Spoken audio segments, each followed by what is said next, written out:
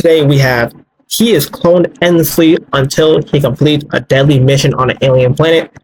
And I'm pretty sure I've seen this movie. I didn't see the movie. I saw a commercial for this movie when I went to go see another movie.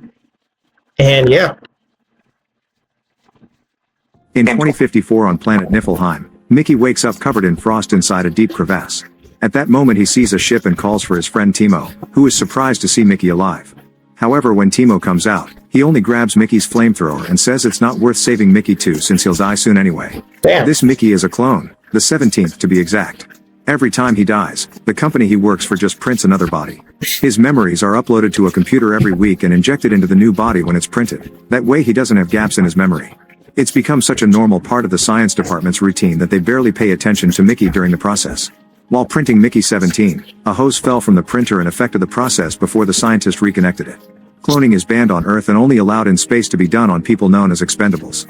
Mickey is an expendable, which means he's sent to do dangerous things without caring about the risk because they can just make it. Damn. I'm pretty sure they don't even pay, bro. Because it's like we can secretly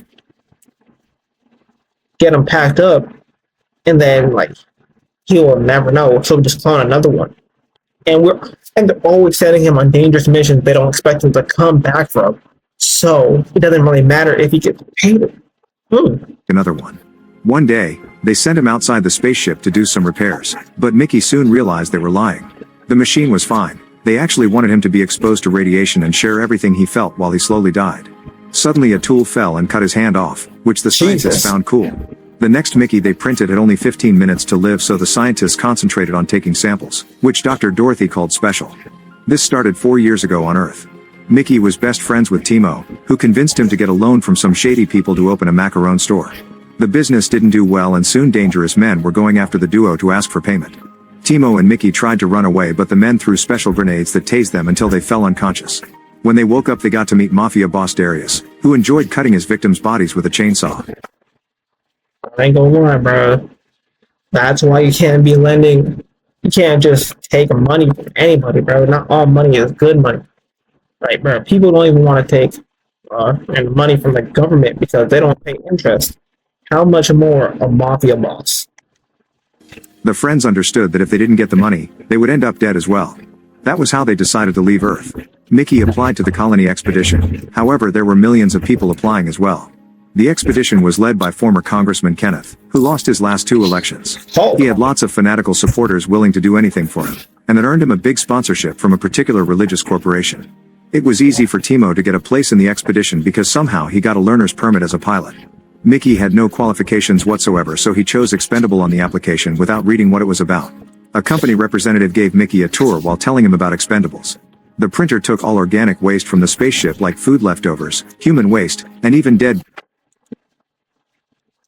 The printer took all organic waste from the spaceship like food That's wrong.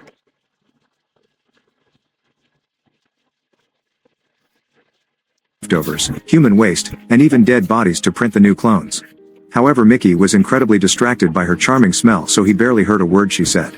The lady got rid of the zit on his forehead so it wouldn't be there on every copy before sending Mickey into the machine for the initial scan. Then she did a backup of his memories, which were stored in a brick. He was injected with a special solution that stimulated his old memories, causing Mickey to remember his mother's death. During their car ride, little Mickey pressed a red button and the vehicle crashed. Damn, he got all mom packed up, bro. Nah. Jesus Christ. Living this memory caused him to have a breakdown. The lady brought him a gun and asked him to self-delete as proof of his faith in the system because he needed to get used to dying. Mickey didn't dare to do it, so she pressed the trigger, but nothing happened. Afterward the spaceship took off and Mickey had to get used to the new life among the crew. The food was awful and everyone was strictly rationed. If they tried to take more, an alarm would make them drop it. During the crew's first lunch break, Kenneth showed up with his wife YLFA and assistants sent by the church. It was clear that Kenneth wasn't that smart and he was being used by YLFA and the church as a puppet for their means. Most crew members were big fans and very excited to see him, but a few... I'm just gonna assume they clear out all the tables and chairs or whatever so they can play basketball. Yeah, That's what they do. That's what they do. They don't make people just stand on tables and dribble a ball. Yeah, I'm gonna believe that. People stayed calm. That was when Mickey saw security agent Nasha and instantly fell in love with her. Type. Nasha invited him to her table so Mickey joined her. She shared her food with him and they immediately bonded. At the same time, Kenneth made a big speech about their mission to arrive on another planet to start their own society. Because rations would be limited until such a colony could be established, Kenneth didn't want them to waste more calories than necessary, so he... Random question. If, not in this scenario where they're just going to some random place and trying to find it, but if they were giving away places on Mars and the only thing is that you can't come back to Earth, like permanently, you know what? You can't come back to Earth. Are y'all going? Me personally, if I'm like 40, like 50, sure. Like, if Mars is working, I would love to live on Mars just to see what it's about. banned all naughty intercourse. This wasn't well received by people, so he assured them that once they reached a planet, he would launch an intercourse encouragement campaign. His Whoa. fans saw him as a hero, but Nasha and Mickey didn't care about this rule and started to get dirty in secret. Hey man, say man. Bro, I'm not sure what it is about today. I got nothing. But you know what I'm saying? Go Mickey. In their free time, they would plan their positions and assign them numbers to reenact them later. Crew members always insisted on asking Mickey what dying was like, making him uncomfortable. One day Nasha threatened to shoot them so they could find out. This caused a fight in the cafeteria and security made them all spend the night in a cage. Mickey also got his rations cut by a half. When women like Kai and Jennifer tried to sit near Mickey to befriend him, Nasha would quickly cut in to remind them he was taken. Come on, man, be on a spaceship, man. You know what I'm saying? You can't let my boy Mickey, you know what I'm saying? Like, he's gonna die, bro. He only has a couple lives to live, bro. Let him live. Eventually the ship reached Niflheim and scientists sent Mickey out without a helmet to gather all the virus in the area. Mickey immediately felt sick and died, but his experiment was repeated several times to try to find a vaccine. Yeah. One time Mickey was still alive inside the body bag and the scientists noticed, but they threw him into the cycler anyway. Damn. Thanks to Mickey's 12 to 16, a vaccine was found and humans could visit the planet without needing a mask. Mickey was sent out with the first exploration team and they got inside a freezing cave. Kai noticed a hole in the wall and found some worm-like creatures. One of them tried jumping on her and when she started to run, the little alien grabbed her leg. A team member opened fire and scared all the aliens away. Then the group started to make their way out but Jennifer froze when she heard a creature above her. She opened fire at it and broke the ice, which crumbled and crushed her to death. Later at the spaceship, Kenneth yells at Mickey for not dying instead of Jennifer since he... What am I supposed to do, man? Like, you know what I'm saying? Like, I'm only here to die by accident. Like, I'm a test. I'm here to die on purpose. Like, she did that on her own free will. That wasn't me. That was not part of my agreement. I did not come for that. You feel me? He was made for that. He also saw footage of the creatures and named them creepers. Okay. Mickey's rations were halved again and his shift was doubled. They sent him out to get creeper samples and Timo would fly by to drop him food. One afternoon Mickey stepped on some thin ice that broke and caused him to fall into the crevasse. After Timo leaves, a huge creeper finds Mickey and begins dragging him away. All the babies soon surround him and nibble his fingers playfully. The mother creeper drags him out of the crevasse and makes some noises at him that Mickey repeats. He stares at the creatures and concludes clones are so disgusting that not even aliens want to eat them. Then Mickey sees a company truck. Well, I mean, good, I guess. But Jesus, I'm not living through that, bro. Nah, that's icky. Like, look at them, they're little penises. Passing by. He tries yelling for help but they don't hear him, so Mickey runs until he manages to climb on the top of the vehicle. When he returns to the ship, Mickey goes to his room and lays down on his bed, only to discover that Mickey 18 has already been printed and is there too. Oh. 17 freaks out because multiples are illegal, and 18 throws a weight at him to knock him out. The issue with multiples started back on Earth when the cloning method was discovered. The ethics committee was worried about the abuse of cloning, especially since a member of the science team named Alan was suspected to be a sociopath. A witness identified him as the man behind all the deaths of homeless men in the city, but Alan had a perfect alibi. Eventually the cops got permission to raid Alan's home and discovered he secretly cloned himself to do the crimes and have an alibi at the scene. Oh, damn, I thought he was about to kiss himself. And thank God they led me to this question I've been wondering for a long time. for those who have watched Invincible, you know what? I'm not even going to give the whole inappropriate context on how I got to this question. I'm just going to ask, if you got cloned, right, and then that clone, you know what I'm saying, fondled, let's say that clone helped you relieve yourself, is that LGBTQ, or is it just regular? If you understand what I'm trying to say, I'm not sure I can say those words on YouTube. Same time. While those two Alans were being interrogated, a third Alan was still murdering hobos on the streets. That Alan was caught too, and there was a big debate on how to apply the law to that unique situation. The church spoke against multiples, saying the same soul should only have one body. However, the science team thought it'd be a waste not to find saying the same soul should only have one body. However, he's a grown man with not even a lip piercing, a chin piercing, and this is the person you listen to. Yeah, I ain't gonna lie, people are crazy. Science team thought it'd be a waste not to find applications for this technology. Kenneth joined the debate by explaining he believed printed bodies were a sin, but they could use them for the greater good. That was how he introduced the expendable program, proposing a law that would keep only one expendable per planet and promising to kill every clone if multiples ever happened. In the present, 17 wakes up to discover 18 is moving him inside a cart. He remembers that Nasha told him each Mickey was slightly different, and 18 appears to be more violent. When they make it to the cycler room, 17 tries to attack 18 from behind, but 18 sees him and starts beating him up. 17 is pushed against the cycler hole and offers a deal. They could split their shifts and take turns dying. 18 realizes 17 is afraid to die and doesn't understand why, since he's already died many times. Although 17 gives a move because it hurts. I mean, like, technically this one has never, you know what I'm saying, met his end before, but it's like the rest of us. Why would you want to, like, just lose your life? moving speech about them being different. 18 tries to push him in anyway. The moment is interrupted when they hear someone approaching and both Mickeys run to hide. It's Timo, who is secretly selling a recreational chemical known as Oxofol to other crew members. After the buyer leaves, 18 comes out and starts beating Timo up for ruining his life with a business idea.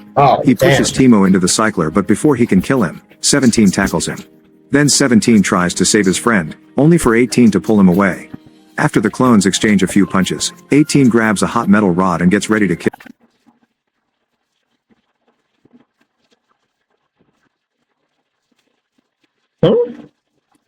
Why is 18 the bad one when 17 is the one who made it back? The moment is interrupted again when Nasha and the head of the security team Zeke enter the room. 18 tells Timo to play along if he doesn't want him to tell everyone about the Oxofol business, so the duo pretends Timo accidentally fell and 18 saved him. 17 watches all this from the shadows and gets extremely jealous when he sees Nasha leave with 18 while getting handsy. He tries to follow them, but he's blocked by a church representative who asks him to take a picture with the company mascot. He also announces that Mickey has won a private dinner with Kenneth and Yell FA. As soon as they sit him, Mickey can't stop eating the fantastic food. After Kenneth apologizes for his reaction to Jennifer's death, Kai also joins the dinner. The couple apologizes to her for Jennifer's death and tells her about their future plan. They want the colony to be pure blood only, and Kai fits that description, so they want her to make babies. What do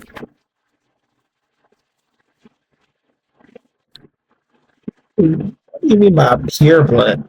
Brother, we have spaceships. I'm pretty sure by the time we have like spaceships that are carrying people to other planets, being our acist should kind of be, you know what I'm saying, brought down a little bit. What do you mean pure blood? Colonies use chips in inseminated baby embryos, but they don't approve of that method.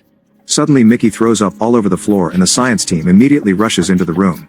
They notice the rash appearing on Mickey's neck and conclude the experimental growth hormone on the meat has caused this. The science team has been developing a special medicine and they inject Mickey with it, but he just stumbles around until he collapses in unbearable pain. Kenneth thinks it'd be more humane to kill him, and Yell FA moves her carpet to avoid bloodstains. Kai thinks it's crazy that Mickey is being treated like this, but Kenneth reminds her Mickey is just an experiment. Mickey asks not to be shot because he's feeling better and Kai takes him away. In Kai's room, Mickey notices pictures that reveal Kai and Jennifer used to date. Kai asks Mickey what dying is like since she wants to know what was like for Jennifer. Mickey admits it's scary and he hates it. Then Kai tries to get affectionate with him, but Mickey panics and runs. When he Oh, she plays for both teams. All right. I like her already. makes it to his room, Nasha immediately recognizes him as 17, implying 18 already told her. She uses her lipstick to draw the numbers on the clone's chest while giggling like crazy. 18 is more Are they about to... No. Are they about to run a Tom's a tank engine on her? friendly too, and 17 notices an empty bottle that confirms they took Oxofol. An argument ensues between the clones, but Nasha stops them, saying that they can share the chores and the food. Then Nasha brings the clones share to bed her? so they can get naughty together. As the trio is Right. starting to have fun, Kai walks into the room and sees everything. Without saying a Join. word, she walks out and Nasha runs after her. The clones watch TV. Man, she ain't no fun. She ain't really playing for both teams. She would have been like, "Can I join?" And then yeah, just go crazy. Which is just Kenneth talking to his scientists on a ridiculous talk show. 18 throws his drink at the screen, growing angrier as 17 tells him what happened during dinner. He grabs Nasha's gun and leaves the room, ready to kill Kenneth. Meanwhile, Nasha reaches Kai, who wants to report the multiples because they're illegal. Kai explains she can be silenced if Nasha agrees to give her a Mickey, but Nasha freaks out, saying Mickey isn't a toy to be shared around. Their argument is interrupted when 18 runs by and 17 comes out. Man, watching this from block the fun, bro. Let me be shared. Come on, man. There are two of me. If there are two of me, two clones of me, wait, act exactly the same. Let me be shared, please. After him, telling the women that 18 has a gun. At the cafeteria, a laser machine is cutting a huge rock in half to reveal the black diamond inside. 18 hides in the crowd and gets ready to shoot, only to be tackled by a Kenneth fan. At that same time, a creeper comes out of the rock and everyone panics.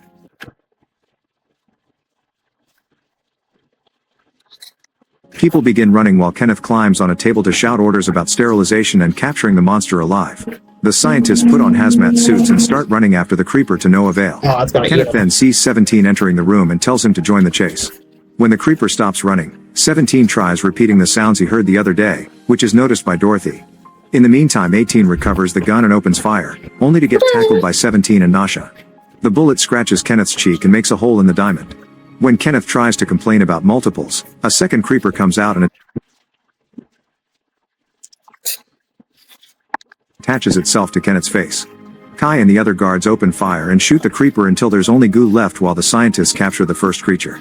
The baby's cries are heard by the big mother in the crevasse. Minutes later, Nasha and the clones are locked up in the cages. An argument ensues over the creepers and 17 shares what happened in the crevasse, saying the creepers were too disgusted by him. However, Nasha corrects him, saying the creepers actually saved him and saw him off. Damn. Suddenly a bag hits the sleeping guard on his head. It turns out to be Timo, who sneaks in without trouble because the guard is his client. Timo shows 17 a letter he found on his door, which reveals that Darius' men have followed them to space. Darius is willing to forget about the money if Timo sends him a video of Mickey being cut into pieces with a chainsaw. While the guard sets up the camera, I like a little freaky John. Keep a little freaky, huh?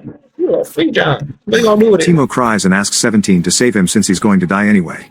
Since Kai calls Timo out for his dramatics, Timo stops begging and tells the guard to tase 17.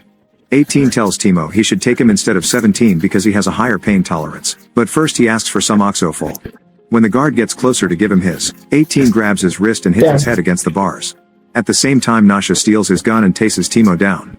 Then she takes the guard's keys to escape the cell and grab the chainsaw, getting ready to kill Damn, a Timo. chainsaw. At that moment they're found by Zeke and everyone gets arrested again. While the group is moved through the corridors, 17 realizes Nasha always protected him, like the time she asked for a hazmat suit so she could comfort him through a very toxic experiment. When the group reaches the front windows, they discover that all the creepers are now surrounding the spaceship. The scientists are also moving the crying baby, and when Dorothy sees 17, she copies the sounds he made in the cafeteria, which he repeats. She thinks that it's an actual language and she may develop a translator for it. Everyone is taken to the cycler room, where Yell Fa cuts the baby's tail off just to make a new sauce. Kenneth uses a burning metal Why you wanna eat that thing? Ew. rod to mark 18's cheek so he can differentiate the clones. Then he makes a scientist delete the entire memory backup from the brick. Since he complains about the creepers, Nasha says that the creepers are the native inhabitants and the humans are the aliens, while revealing the creatures saved Mickey. However, Kenneth just laughs as he explains the creepers didn't eat him because he's trash food. Dorothy also speaks up, saying her team is developing a translator. The baby on the table spits at Kenneth, who responds by throwing the hot rod but failing. Ooh. Kenneth begins yelling about things not making any sense and Nasha yells back, to insult him. A furious Kenneth hangs the baby above the cycler hole and throws the other end of the rope at Nasha, who must catch it with her teeth to save the creature. Oh my god. Zeke tells one of his men to record all this with the hidden camera on his glasses. Kenneth wants all the creepers gassed, but Yellow Faye has a better idea.